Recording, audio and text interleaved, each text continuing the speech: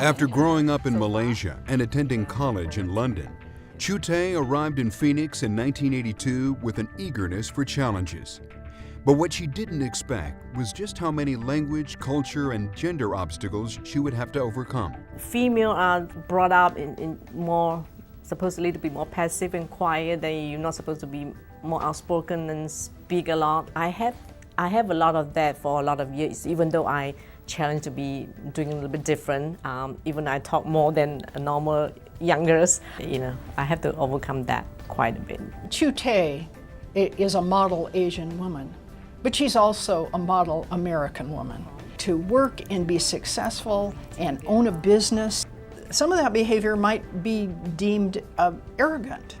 In Eastern society, she knew she had to be confident. She didn't really have a mentor to tell her exactly that, but she learned how to do that, and she learned how to find the path to success. In 1995, she started Media 88 Incorporated, which has become an award-winning internet marketing firm serving clients from nonprofits to Fortune 500 companies.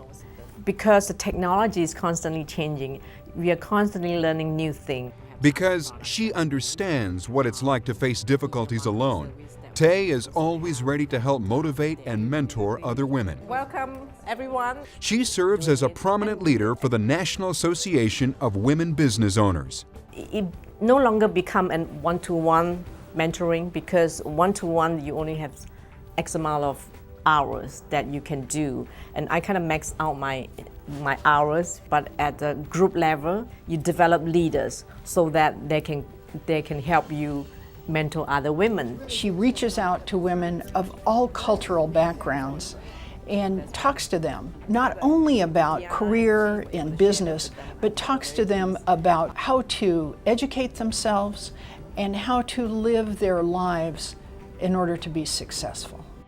Congratulations, Chute!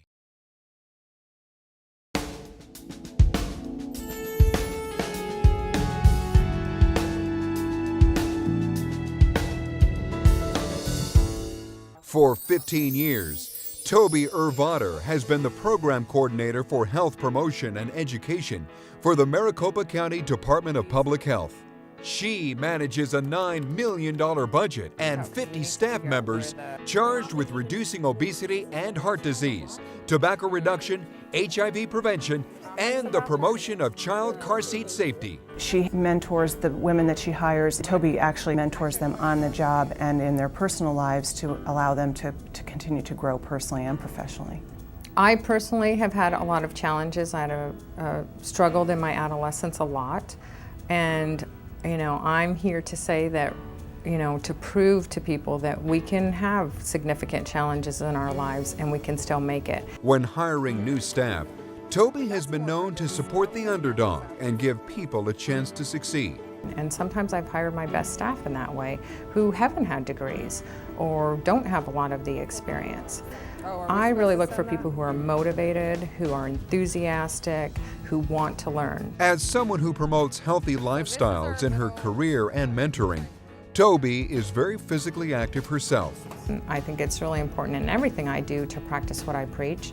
I ride my bike to work every day, even in 115. Now, it's not that far, it's only about 5 or 10 minutes, but it's still very, very hot. Toby's absolutely a leader in the community, obviously, who through her work at 1 in 10. We're going to finish up. Stephen's going to read some information about gay and lesbian history. 1 in 10 is a lesbian, gay, bisexual, transgender, and questioning social support group for youth and their allies. It's important to create a safe space for LGBTQ youth so that they have somewhere that they can go and they can just be themselves. The largest percentage of youth that actually do take their own lives are lesbian, gay, transsexual youth. So it's an opportunity to save lives as well as to provide an opportunity just to interact with one another. Anybody else need letters? She was one of the founders of this organization in 1993 and remains today on the board of directors and is really the heart and soul of that organization. Congratulations, Toby Urvater.